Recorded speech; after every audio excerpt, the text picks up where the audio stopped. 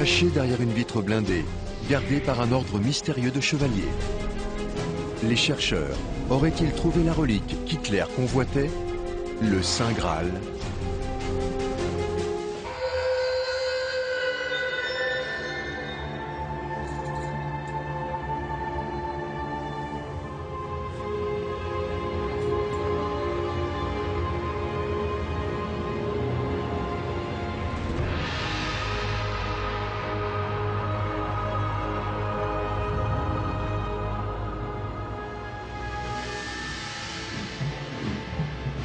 Dans les rues étroites de Valence, en Espagne, une procession d'hommes masqués. Ce sont les confréries, des ordres catholiques de chevaliers. Beaucoup de celles-ci ont été fondées au Moyen Âge. L'utilisation des capuches ou cagoules remonte à l'Inquisition espagnole. Les différents ordres de chevaliers portent des couleurs distinctes. Les chevaliers en noir emmènent un personnage habillé comme le Christ. Mais la foule ici attend les chevaliers blancs. Ce sont les membres de la confrérie de la coupe sacrée du dernier repas. La relique qu'ils vénèrent est, d'après eux, le Saint Graal. Cet objet fascine l'auteur du Graal, Janice Bennett. Le calice sacré est l'une des reliques les plus importantes du monde entier. Les gens d'ici pensent que ce calice est la vraie coupe utilisée par le Christ au dernier repas.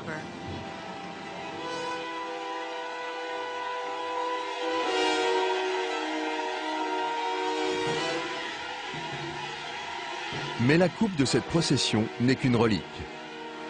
Le vrai Santo Calice, ou coupe du Christ, est conservé ici, dans la cathédrale de Valence. Elle est exposée aux yeux du public seulement 2 fois par an.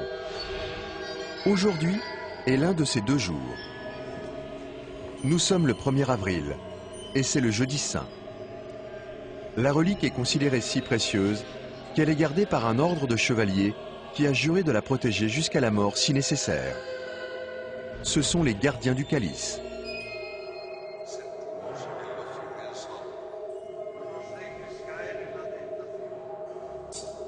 Il existe une vive controverse sur l'existence même du Saint Graal.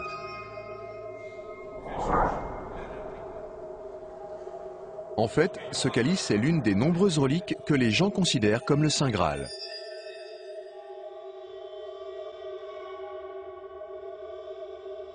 À travers l'histoire, les Graals ont dû être protégés des chasseurs les plus diaboliques et sans pitié.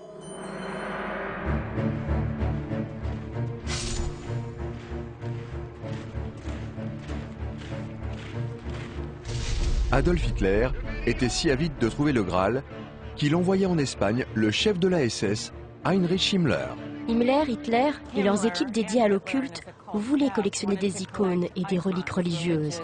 Ils les pensaient capables de leur donner des pouvoirs.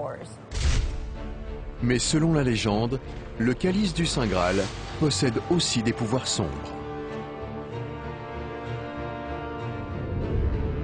En 1744, un prêtre a fait tomber le Saint Calice. Il s'est cassé en 4 morceaux. La coupe a été réparée. Mais en l'espace de quelques jours, le prêtre mourut.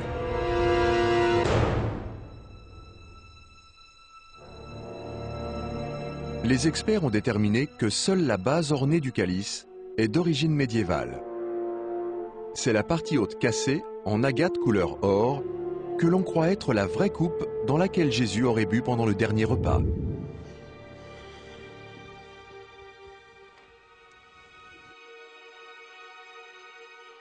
Janice Bennett est venue ici pour voir si le calice de Valence est vraiment la coupe du dernier repas dont on parle dans la Bible.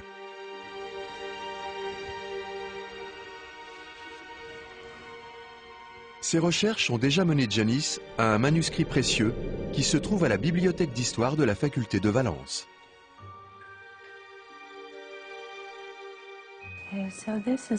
Alors voici la traduction d'un document en latin qui date du VIe siècle. Il relate comment, sous l'empereur Valérien en l'an 258, le pape a été contraint de rendre les possessions de l'Église.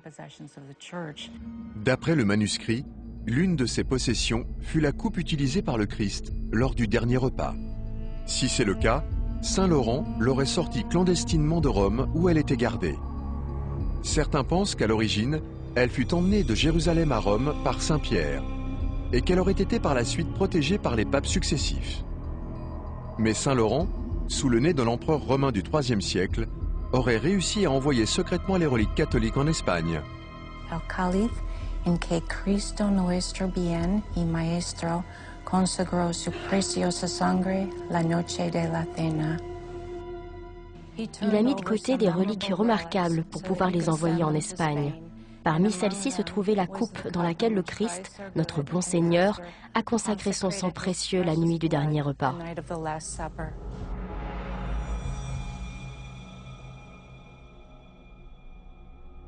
Donc, ce tout petit manuscrit situe la coupe en Espagne au IIIe siècle. Mais est-ce que la coupe de Valence est cette même coupe ?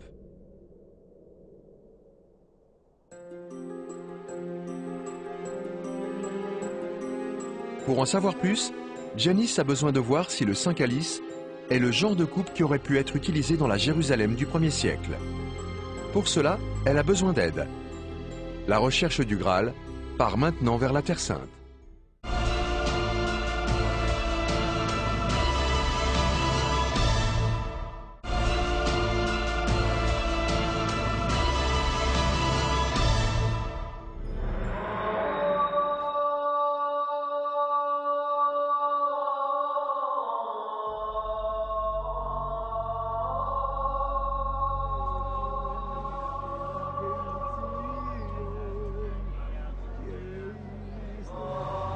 Le professeur archéologue Shimon Gibson a fait quelques-unes des découvertes archéologiques les plus importantes jamais faites à Jérusalem. Il vit et travaille à Jérusalem depuis 35 ans et a réussi à construire une image détaillée de cette ville au 1er siècle, entièrement basée sur des preuves archéologiques. Les reliques étaient souvent réalisées par les églises pour gagner un revenu provenant des pèlerins voyageant en Terre Sainte. Janice se demande ce que Shimon pensera du calice de Valence. Je vois qu'il y a une séparation qui peut être faite entre la tasse qui est au-dessus et le pied, la partie inférieure. Nous savons que la partie inférieure du calice a été réalisée dans la période médiévale. Mais le bol lui-même a l'air d'être tout à fait dans le style romain. Ce genre de rouleau sphérique avec une ligne qui est immédiatement au-dessous du rebord, ces larges bases évasées et plates sont typiques de la vaisselle romaine en calcaire que nous connaissons au 1er siècle, à l'époque où Jésus était à Jérusalem. Dans les représentations de la scène, le Graal est généralement dépeint comme étant en métal précieux, parfois en bois. Mais le calice de Valence est en pierre. Cependant, une découverte récente du professeur Gibson suggère que la pierre peut être en effet le matériau le plus probable pour une coupe de cérémonie.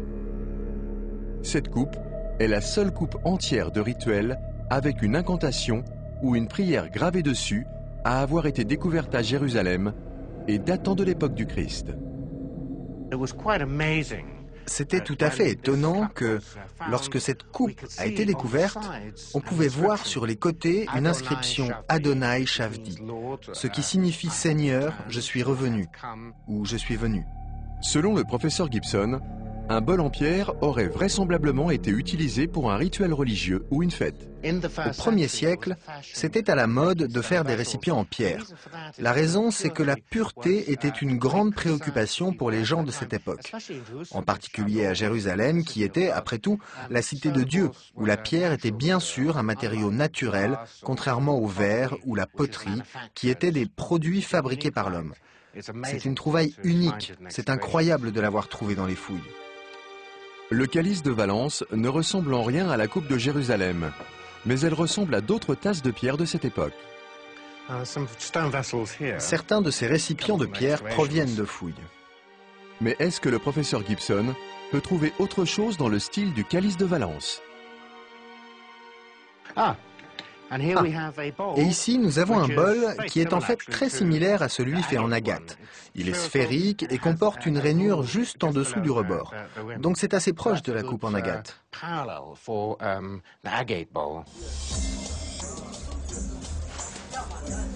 Le calice de Valence est en agate. Le prochain défi du professeur Gibson est de trouver à Jérusalem l'endroit d'où provient la pierre précieuse. Sa recherche le mène dans l'un des plus anciens marchés de la ville.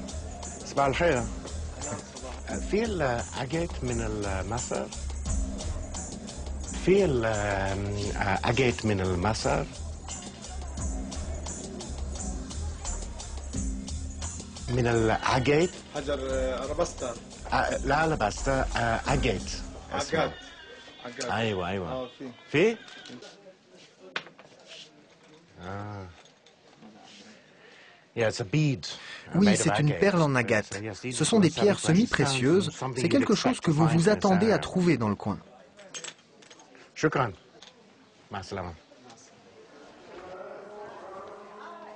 L'Égypte est l'endroit le plus proche où l'on trouve de l'agate, comme cela était très probablement le cas dans les anciens temps, lorsque Jérusalem était un centre de commerce animé du Moyen-Orient. Mais l'agate est une pierre semi-précieuse. On ne sait pas ce que Jésus et les apôtres auraient fait avec une tasse d'une telle valeur. Ce que beaucoup de gens ne réalisent pas, c'est que Jésus a loué une chambre à Jérusalem pour la dernière scène. Par conséquent, il semble raisonnable que leur bol et les autres ustensiles utilisés pour la scène aient pu appartenir au propriétaire du bâtiment dans lequel le dernier souper a eu lieu. De toute évidence, une coupe en agate aurait pu être utilisée dans le cadre d'un dîner fait à cette période. Bien sûr, il est impossible de prouver si ce calice est ou non la coupe réellement utilisée par le Christ. La science et la foi ont toujours eu un avis divergent sur cette question. De retour en Espagne, la quête du Saint Graal de Janice Bennett doit prendre une nouvelle direction. Une direction qui implique le chasseur de Graal le plus sinistre de l'histoire moderne. Adolf Hitler était obsédé par l'idée du Graal. Il croyait, comme beaucoup d'autres, que le Graal possédait des pouvoirs mystérieux. Son personnel, dédié aux affaires occultes, croyait que le Graal était caché en Espagne et que l'indice clé se trouvait dans l'un des opéras wagnériens préférés d'Hitler, Parsifal.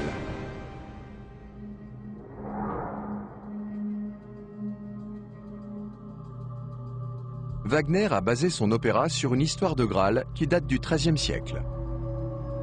D'après ce récit médiéval, le Graal était gardé dans un château appelé Montsalvasch, ce que Wagner a traduit par Montsalvat.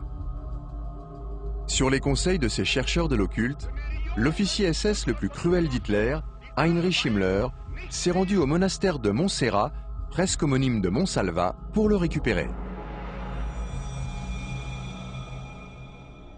Himmler est venu à Montserrat en 1940 parce qu'il cherchait le Saint Graal.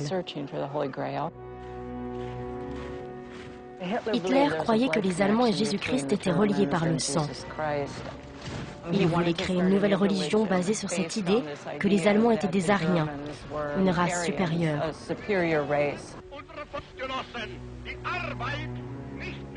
Il croyait que le Saint Graal lui conférerait des pouvoirs surnaturels et la capacité de gagner la guerre. Même si ce n'est qu'une histoire parmi d'autres concernant la localisation du Graal, Hitler croyait que la légende de Parsifal le mènerait à la coupe. Mais Himmler n'a jamais trouvé le Graal. Michael Hesemann est chercheur en énigmes et a publié plusieurs livres renommés sur les reliques sacrées. Il croit lui aussi que l'histoire de Parsifal contient des indices. Michael, je crois que Himmler est venu en Espagne en 1940 à la recherche du Graal. Oui, c'est bien ça. Il avait une équipe d'occultistes au sein des SS. Un bureau entier y était dédié. Dans le Parsifal de Wolfram von Eschenbach, la première description du Saint Graal en langue allemande, le château s'appelle Montsalvasch. Puisque Montserrat sonne un peu pareil, il pensait que le Graal s'y trouvait, mais ce n'était pas le cas. Sur la base de cette source, Hesemann pense que les nazis cherchaient dans le mauvais monastère. et il a interprété des indices quant à sa localisation possible. En fait, ma recherche m'a conduit au vrai Montsalvache. Vous voyez, il est inscrit ici que le nom du château du Graal était Montsalvat. Il se trouve qu'il y a une montagne qui s'appelle Mont Salvatoris en latin, ou dans la langue de la région des Pyrénées du XIIe siècle, Montsalvache. En plus, dans un conte, Parsifal décrit le Graal non pas comme une coupe, mais comme une pierre. Hesemann pense que ceci fait peut-être référence à la pierre du calice de Valence. Alors, quels indices dans Parsifal laissent penser que ce monastère était le château du Graal? Wolfram von Eschenbach dit qu'il y a beaucoup d'ermitages autour du château du Graal. Trouvez une paroi rocheuse et il se trouve juste devant. Et dans la petite chapelle, on gardait la relique du Saint Graal habituellement. La procession montait les marches et entrait dans l'église. Le frère musulman de Parsifal a été baptisé avec de l'eau vive, autrement dit de l'eau qui coulait de la source. Ça n'existe normalement pas dans une église. Le Parsifal serait en fait une sorte de carte au trésor, et si l'on suit toutes les informations topographiques et les informations géographiques qui sont données là-dedans, on peut le trouver.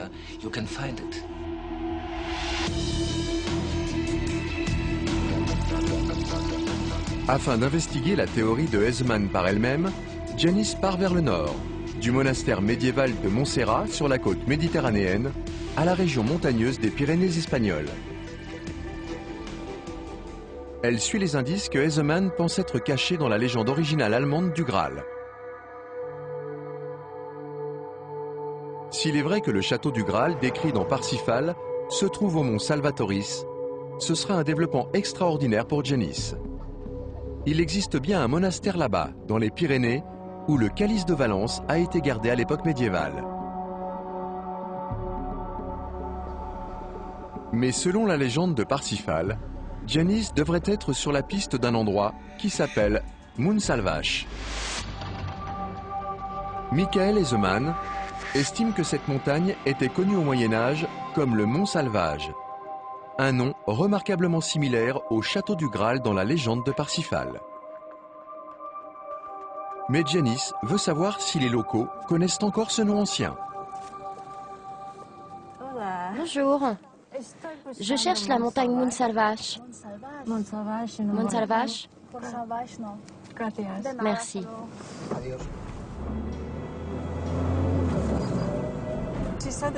Elle dit qu'elle n'a jamais entendu parler de Montsalvache, mais qu'il y a une montagne tout près d'ici qui s'appelle San Salvador.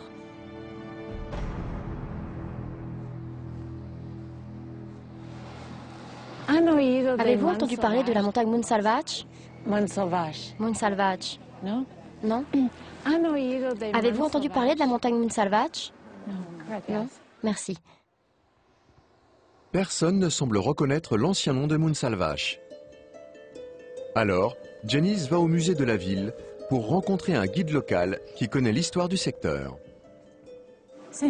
Monsieur, je cherche la montagne Montsalvache. Vous connaissez? Montsalvache, Montsalvache. ça pourrait être par ici. On l'appelait San Salvador. Avant, au IIe siècle, à l'époque d'Alphonse Ier, en occitan, San Salvador s'appelait Montsalvache. Ah, merci beaucoup. Quand j'ai mentionné le mot allemand Montsalvache, il l'a compris tout de suite. Comme Montsalvache, en dialecte local du XIIe siècle. Après avoir confirmé qu'il pouvait bien s'agir de la bonne région, Janice part en quête de ce que Hesemann pensait être la résidence du Graal. Elle est en route pour le monastère médiéval local de San Juan de la Peña avec ses notes sur l'interprétation de Michael Hesemann du manuscrit de Parsifal. Serait-ce le site du château légendaire du Graal? Le château du Graal était situé dans une zone montagneuse sauvage, rocheuse et boisée. On dirait que cela correspond tout à fait. Hesemann affirme que la légende de Parsifal signale aussi l'existence de beaucoup d'ermitages ou de petites chapelles autour du château du Graal.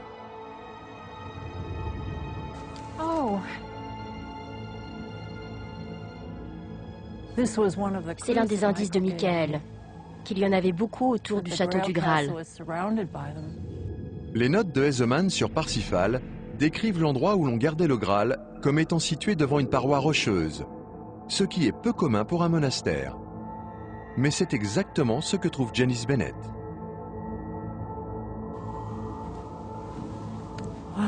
Waouh, c'est incroyable. C'est magnifique. Si l'on en croit la légende de Parsifal, c'est à l'intérieur de ce monastère médiéval que se trouvait la cachette du Saint Graal. La quête de Janice sur les traces du Saint Graal l'a menée ici, au monastère espagnol de San Juan de la Peña. Pour savoir si c'est bien l'endroit où l'on gardait le Graal à l'époque médiévale, elle va trouver le gardien du monastère, José Luis Solano. Ce pourrait être l'église pré-romane qui est en bas. Intéressant. On peut aller voir? Oui, bien sûr. Un autre indice provenant de l'histoire de Parsifal dit que pendant une procession, le Graal aurait été emmené quelques marches plus haut que l'endroit où il était gardé. José emmène Janice dans une chapelle à côté d'un escalier. C'est incroyable. Cette chapelle est exactement telle que décrite dans Parsifal. Et quant au dernier indice concernant l'eau vive qui a servi à baptiser le frère de Parsifal, il n'y en a pas ici. Mais il y a des signes qui ne trompent pas, qui démontrent bien qu'il y en a eu. On voit très bien ici sur le mur où l'eau a coulé de sa source, du rocher vers le bas. C'est incroyable. C'est fabuleux. Je ne savais pas du tout que tout ça existait. La cachette idéale pour le Graal. Absolument incroyable. La présumée cachette du calice de Valence et le château du Graal mentionné dans la légende de Parsifal pourraient bien être un seul et même endroit.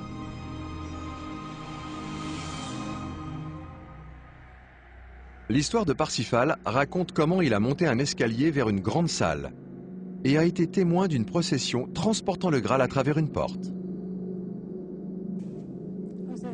José Luis a entendu parler d'une vieille porte murée qui mène à la chapelle en bas, là où le calice a peut-être été caché. Alors le vieil escalier se trouvait ici. Les moines auraient transporté le Graal ici pour que les fidèles l'adorent. Les autels sont là. Ils auraient placé le Graal par là. Aussi incroyable que cela puisse paraître, le monastère de San Juan de la Peña, là où on a gardé le calice de Valence à une époque, répond aux indices donnés dans la légende médiévale du Graal. C'est ici que les fidèles seraient venus pour vénérer le Graal. Janice est convaincue que ces similitudes sont autant de preuves supplémentaires que le calice de Valence, plus qu'aucun autre Graal potentiel, est la vraie coupe du dernier repas.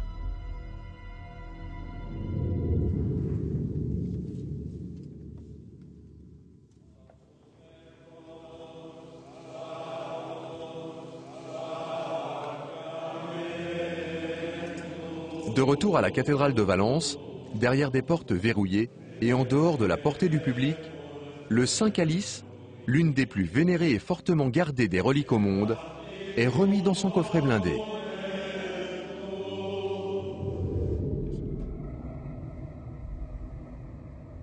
Mais une fois les foules parties, dans une chapelle privée, Janice a obtenu l'autorisation spéciale de l'archevêque de Valence et de la confrérie du Saint-Calice de regarder le Graal d'un peu plus près. Le modèle du Santo Calice, avec son bol en pierre, est le même que d'autres coupes utilisées à l'époque du Christ. Janice a établi que la pierre est le matériau le plus vraisemblablement utilisé dans le Jérusalem du 1er siècle pour les coupes de cérémonies religieuses. Elle sait aussi que l'agate est une pierre semi-précieuse que l'on trouvait à Jérusalem. Après tout ce que j'ai vu, les preuves archéologiques, l'histoire de Saint-Laurent, l'histoire de sa préservation dans des monastères, comment les gens ont risqué leur vie pour sauver cette coupe, les références dans Parsifal, tout ça, Je suis convaincue que cette coupe est celle que Jésus a utilisée au dernier repas pour consacrer son sang. Personne ne peut affirmer que l'une ou l'autre des coupes proposées est servie au dernier repas, ou même qu'un calice rituel a existé. Mais Janice Bennett croit qu'il y a ici assez d'éléments pour prouver que ceci est le Saint Graal.